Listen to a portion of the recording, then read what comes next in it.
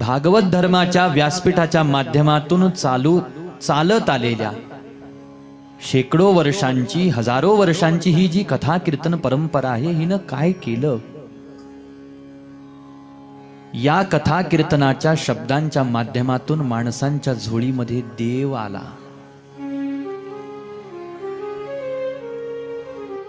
घर बसल्या साधनांनी काय केलं?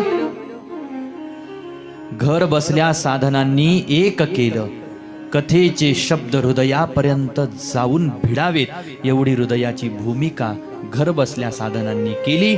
आणि मग आपण कथेत आलो. प्रीती शौनक चित्ते येते. शौनकांनी काय केलं? साधना केली. शौनकांनी काय केलं? तप केलं, यज्ञ याग केले, व्रत अनुष्ठान केलं, जपजाप्य केले, उपवास केले, तीर्थयात्रा केल्या.